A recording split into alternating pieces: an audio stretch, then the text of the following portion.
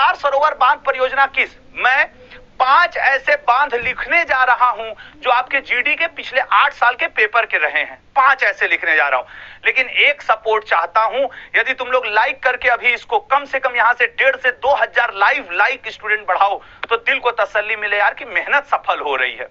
समझ रहे हो ना, मेहनत सफल हो रही है। उसके बाद एक शायरी भी तुम लोगों के लिए मौजूद है। कल हम एक शायरी वायरी भी देख लिए थे, रुको तुम लोग को एक शायरी भी हो जाए। लेकिन तब तक जब तक हम अब शायर तो है नहीं, तुम लोग के लिए खोज के लाए हैं, रुको जुगाड़ करते हैं। लेकिन ये वाला करो, नागार्जुन सागर, ठीक है ना, नागार्जुन सागर ये किस नदी पर है?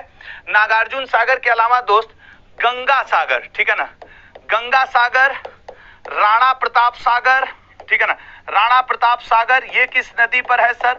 गंगा सागर परियोजना ये किस नदी पे है?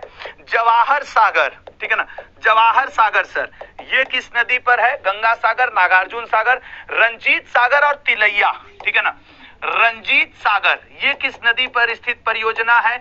और तिलैया ये किस नदी पर स्थित परियोजना है? ठीक है ना। अब चलो भैया खेलो, इसको आंसर करो, तब तक मैं तुम लोगों के लिए एक शायरी ढूंढ लेता हूं, और ये उन लड़कों और लड़कियों को समर्पित रहेगा जो करते तो बहुत कुछ हैं लेकिन जब सामने आते हैं तो मुखर जाते हैं। समझ रहे हो ना, जिसको जिसको जैसे मान लो हम मोहल्ले में एक मैडम जी हैं या सर जी हैं, अब वो हमको पसंद है, कोई हमारा दोस्त आके पूछा ए आशुतोष तुमको मैडम जी पसंद है? बस मैडम जी पसंद है। ऐसे लोगों के लिए समर्पित मैं एक बात बताता हूं। रुको, आज फोटो खींच के रखे थे लल्ला, उसका हम कैमरा कहाँ है? ये लेकिन पहले इसका आंसर हो जाएगा, उसके बाद कैमरे पे वो शायरी आएगी। हाँ, तो इसका सर नागार्जुन सागर कृष्णा नदी पे है। अभी तुम लोग इरशाद लिखोगे तब वो शायरी आएगी, कम से कम 300। गंगा सागर, राणा प्रताप सागर, जवाहर सागर, सर तीनों को कर दीजिए चंबल, चंबल की घाटी, मतलब वही चंबल नदी लल्ला, चंबल, ठीक है ना, चंबल। और सर तिलैया बराकर पे है। तिलैया किस नदी पे है? बराकर नदी पे है। और सर ये रंजीत सागर, सर ये रावी नदी पे है। रंजीत सागर रावी नदी पे है। तो तैयार हो भैया? तैयार हो? हाँ, तो उन लोगों के लिए समर्पित नकल वाली शायरी जो लोग मतलब देखो ध्यान देना, हम शायर नहीं है। क्या लिखा है? मैंने जो कुछ भी सोचा है तुम्हारे लिए वो वक्त आने पे कर जाऊंगा। मैंने जो कुछ भी सोचा है तुम्हारे लिए वो वक्त आने पे कर जाऊंगा। तुम मुझे जहर सा मानती हो या मानते हो? तुम मुझे जहर सी मानती या मानते हो? मैं किसी दिन तुम्हें पीकर मर जाऊंगा। चाहता हूं तुम्हें और बहुत चाहता हूं, वाह, चाहता हूं तुम्हें और बहुत चाहता हूं, तुम्हें खुद भी मालूम है। हाँ, अगर मुझसे पूछा ये किसी ने तो सीधा मुंह पे मुखर जाऊंगा। बोलो वाह वाह, है कि नहीं वाह वाह? ठीक है ना, तो सीधा मुंह पे मुखर जाऊंगा। ये सारी तुम लोग दूसरे को चिपका देना। अब कोई पता तो है नहीं कि यूट्यूब पे किसने बोला है, तुमने अपनी तरफ से तुम लोग चिपका देना। जिसको तुम लोग के लिए एक बार फिर से जल्दी जल्दी बोल देता हूं ताकि तुम लोग उसको देख लेना, ठीक है ना। मैंने जो कुछ भी सोचा है वो वक्त आने पर तुम्हारे लिए कर जाऊंगा। तुम मुझे जहर लगते हो, मैं किसी दिन तुम्हें पीकर मर जाऊंगा। चाहता हूं तुम्हें और बहुत चाहता हूं, तुम्हें खुद भी मालूम है। मगर हाँ, किसी ने मुझसे पीछे पूछा तो सीधा मुंह पे मुखर जाऊंगा कि बैठ फालतू बात हमारे लिए थोड़ी है। तो आ जाओ लल्ला, अब अगले पे जाते हैं, ठीक है ना। हाँ, वाह वाह वाह वाह, दूसरे क्वेश्चन का आंसर करो। इसका राइट आंसर क्या है? इसका राइट आंसर है सी, गुजरात, ठीक है ना। अगला, अब शायरी हो गई ना, 25 क्वेश्चन के बाद टेस्ट शुरू होगा। शायरी के बाद 25 क्वेश्चन के बाद टेस्ट शुरू होगा। निम्नलिखित में से कौन सा राज्य गैर सहतूत? भाई इस क्वेश्चन में जो मैं 3 इंफॉर्मेशन दूंगा, बहुत सीरियस होकर के उसको सुन लेना, क्योंकि ये तीनों संस्थाओं के नाम हैं केंद्रीय रेशम अनुसंधान संस्थान। देखो कौन कौन से पूछा है। एक पूछता है केंद्रीय रेशम अनुसंधान संस्थान, ठीक है ना, अनुसंधान संस्थान, ये कहां पे है? एक ये पूछा है आज तक पेपर में, केंद्रीय वो क्या बोलते हैं यार उसको, केंद्रीय मैं इरी और टसर, हाँ, केंद्रीय इरी अनुसंधान संस्थान, केंद्रीय टसर अनुसंधान संस्थान, इसका हेडक्वार्टर कहां है? इसका हेडक्वार्टर कहां है? केंद्रीय रेशम, यही 3 आज तक जीडी के पेपर में पूछा है रेशम से रिलेटेड। एक पूछता है रेशम मार्ग पर किस वंश का कब्जा था? रेशम मार्ग पर किस वंश का कब्जा था, या फिर पूछेगा किस राजा का कब्जा था। ठीक है भैया, चलो आ जाओ। सर पहले क्वेश्चन का आंसर हो जाए। क्वेश्चन का आंसर तो भैया उड़ीसा है, ठीक है ना, क्वेश्चन का आंसर उड़ीसा है। उसके बाद भैया मैसूर मेघालय झारखंड, ये वाले का हेडक्वार्टर है मैसूर, ये वाले का हेडक्वार्टर है ईरी वाले का मेघालय, और इसका आंसर है मेरे भैया झारखंड रांची, ठीक है ना, इसका आंसर है झारखंड। स्क्रीनशॉट लेके रख लो क्योंकि इन तीन के अलावा कुछ पूछा नहीं है। किस वंश का कब्जा था सर, तो कुषाण वंश का कब्जा था, ठीक है ना, कुषाण वंश का कब्जा था। किस राजा का कब्जा था सर, तो कनिष्क का, ठीक है ना, कुषाण वंश का ही कनिष्क हुआ करता था, बहुत प्रतापी राजा हुआ करता था कुषाण वंश का, ठीक है ना। भैया अनलिमिटेड जी आपको धन्यवाद कि आप सुपर चैट कर रहे हैं, लेकिन मेरे लल्ला सुपर चैट की जरूरत नहीं है, वैसे ही आप लोग मेरे दिल में बसते हो, ठीक है ना, तो ये हटाइए, पढ़िए ध्यान से। अगला, भारत के पूर्वी तट पे प्राकृतिक बंदरगाह है कौन सा, बताओ भारत के पूर्वी तट पे।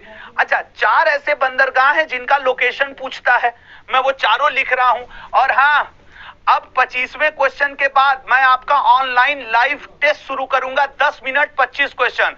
तो जिसको जिसको ऑनलाइन लाइव टेस्ट देना हो 10 मिनट में 25 क्वेश्चन रेडी रहेगा, ठीक है। भारत के पूर्वी तट में कौन कौन से पूछता है सर, एक आपके न्यू मंगलौर, न्यू मंगलौर कहां स्थित है ये पूछता है। पाराद्वीप, ठीक है ना, पाराद्वीप कहां है ये पूछता है।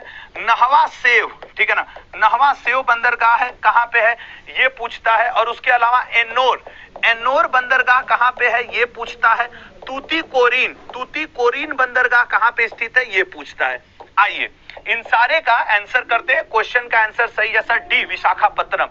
याद रखना भारत का सबसे गहरा बंदरगाह, ठीक है ना, गहरा बंदरगाह अगर कभी आपसे पूछ दे तो याद रखना यही है, विशाखापत्तनम। डीपेस्ट बंदरगाह है सर न्यू मंगलौर कहां पड़ता है, पेन का कलर चेंज कर दे, हाँ कर्नाटक, ठीक है ना, कर्नाटक में पड़ता है। पारादीप सर ओडिशा में पड़ता है, पारादीप आपके ओडिशा में पड़ता है, ठीक है ना, पारादीप ओडिशा में। नावा सेव सर महाराष्ट्र में पड़ता है। एन्नोर और ये दोनों सर तमिलनाडु में पड़ते हैं, ये दोनों तमिलनाडु में पड़ते हैं। एक और पूछता है कांडला जो कि एक ज्वारीय बंदरगाह है, ये कहां पड़ता है सर, गुजरात में पड़ता है। ज्वारीय बंदरगाह ये कहां पड़ता है, गुजरात में पड़ता है, ठीक है। अगला क्वेश्चन, तो अब 25 क्वेश्चन का टेस्ट देने के लिए सब लोग रेडी हो। एक बार लाइक करके मुझे बताइए कि सर आज 25 क्वेश्चन का टेस्ट देने के लिए हम रेडी हैं, क्योंकि 25 क्वेश्चन डिटेल में, 25 क्वेश्चन टेस्ट के रूप में। पहला क्वेश्चन आपके स्क्रीन पे ये रहा, पहला क्वेश्चन ये लीजिए। C6H14 का अगला सजाती है, ला पूरा नंबर गया, बता सकते हो HCOOH ये किसका फार्मूला है।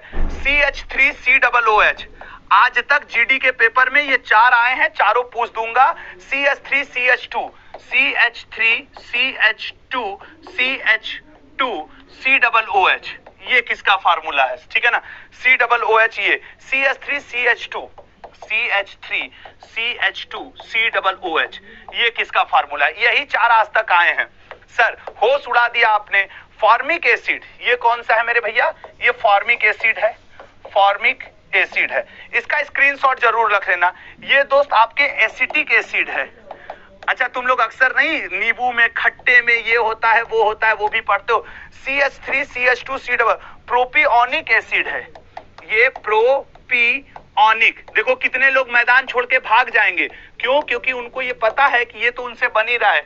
CH3CH2CH2COOH और इस क्वेश्चन का आंसर आपके C7H16 और वो है ब्यूट्रिक एसिड। कौन सा है मेरे भैया, ब्यूट्रिक एसिड, ठीक है ना। ये यार तुम्हारे पिछले 10 साल के पेपर में जीडी में पूछा हुआ है, इसलिए मैंने यहाँ पे लिख दिया।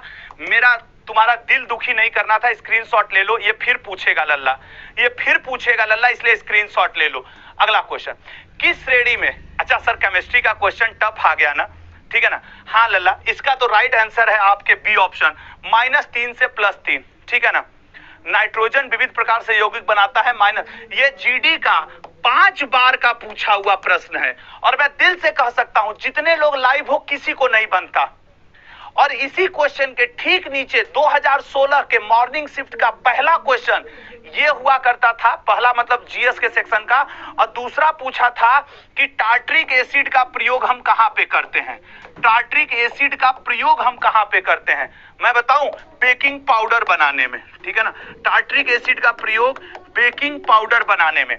आपके सीएचएसएल में पूछा था आयोडोफॉर्म का उपयोग कहां होता है, ये देखो आयोडोफॉर्म, भैया आयोडोफॉर्म का उपयोग होता है एंटीसेप्टिक के रूप में, जीवाणुनाशक के रूप में। अगला क्वेश्चन, बकाया हिसाब का पता कर सकते हैं, बताओ तुम्हारे और बिलों, सर ई कॉमर्स ई मार्केटिंग के हिसाब से हम बकाया बिलों का पता कर सकते हैं। अगला क्वेश्चन, डायनमो किसको किसमें परिवर्तित करने के लिए प्रयुक्त किया जाता है, बताओ डायनमो किसको किसमें, सर डायनमो क्या करता है, डायनमो सर ए ऑप्शन चुंबकीय ऊर्जा को कहां टिक कर दिया, डायनमो यांत्रिक ऊर्जा को विद्युत ऊर्जा में, ठीक है ना, यांत्रिक ऊर्जा को, यांत्रिक को ध्वनि ऊर्जा में कौन परिवर्तित करता है बताना जरा, यांत्रिक ऊर्जा को अगर हम ध्वनि ऊर्जा में परिवर्तित करना चाहें तो कौन करेगा, सितार, ठीक है ना। ये जो सितार होता है ये मैकेनिकल एनर्जी को साउंड एनर्जी में परिवर्तित करता है। मैकेनिकल को आप क्या कहते हो मेरे लल्ला, यांत्रिक, यांत्रिक ऊर्जा को ध्वनि ऊर्जा में परिवर्तित कौन करता है, तो सितार। ये क्वेश्चन भी खूब पूछता है, ठीक है ना, sitar.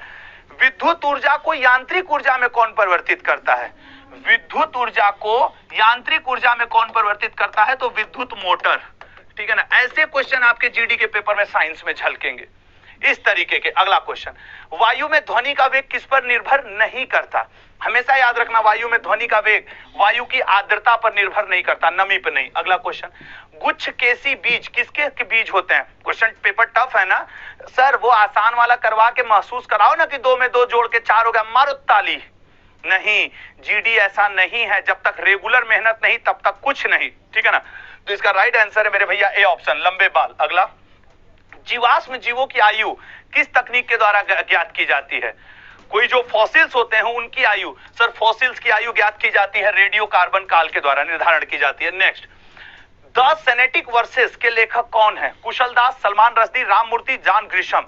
Sir the Satanic Verses Salman Rushdie की किताब है, मिडनाइट चिल्ड्रन, ठीक है, मिडनाइट चिल्ड्रन। अगला, भारत के नागरिक कितने वर्ष में वोट दे सकते हैं, उनकी आयु कितनी हो जाए तो वोट दे सकते हैं, भाई एक बार सब लोग दम लगा करके शेयर करो, तो दम लगा करके शेयर करो। तो सर भारत के नागरिक 18 वर्ष की आयु में वोट दे सकते हैं, 18 वर्ष। अगला क्वेश्चन, अब टेस्ट चल रहा है, लास्ट के 10 मिनट में मैं हमेशा टेस्ट लेने की कोशिश करूंगा और आज भी वही रहेगा, ठीक है, आज भी वही रहेगा।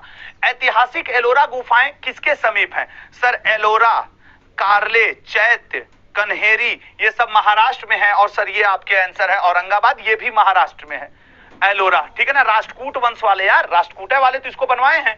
अगला, दूध को दही में परिवर्तित, बताओ सर, सर दूध को दही में परिवर्तित करने को कहते हैं गुड़ गोबर कर दिए भैया, एकदम खराब कर दिए, नहीं यार, उसको हम लोग फर्मेंटेशन कहते हैं ना, ठीक है ना, ईस्ट रेजिंग कहते हैं, फर्मेंटेशन। अगला, औद्योगिक क्रांति के फलस्वरूप क्या हुआ था, सर औद्योगिक क्रांति हुई तो बहुत सारे उद्योग आए, और जब उद्योग आए तो सर उनको बैठाने के लिए जमीन मिली, और सर प्रदूषण में बढ़ोतरी हुई, यही हुआ होगा ना औद्योगिक क्रांति की वजह से। ये इसको पढ़ने की जरूरत नहीं है, ये आपकी खुद की समझ है, ये किसी सब्जेक्ट का क्वेश्चन नहीं होता है, ये आपकी समझ का क्वेश्चन होता है। अगला लल्ला, वायु के प्रदूषण के लिए उत्तरदायी सर्वाधिक सामान्य कारण है, बताइएगा वायु के लिए, वायु कल तुम लोगों को कहो तो रैपिड फायर करा दूं 100 क्वेश्चन का, लेकिन सब लोग एक बात का वादा कर दो कि तुम लोग कल 7 बजे लाइव आ जाओगे तो कल कम से कम 200 क्वेश्चन का रैपिड फायर करा दूंगा। सिख सेना कहलाती है अकाली सिंह दल खालसा गुरुद्वारा, जैसे अभी मैं टेस्ट ले रहा हूं ना 50 क्वेश्चन तक जाऊंगा, लेकिन अगर तुम लोग कह दो तो कल 200 क्वेश्चन का रैपिड फायर कर दूंगा तुम लोग के साथ। बताओ क्या आंसर होगा, उतने तो हो जाएंगे, दिक्कत यही पे आती है, सी ऑप्शन खालसा, ठीक है, इतने तो हो ही जाने, पता नहीं। अगला, हम भारत का लौह पुरुष किसको कहते हैं, सर जिसे भारत का बिस्मार्क कहते हैं, जिसके पीछे मोदी जी पड़े रहते हैं, सरदार पटेल। हर पार्टी को एक नेता चाहिए पुराना वाला, ताकि वोट मिले, अपने नाम पे तो मिल नहीं रहा है।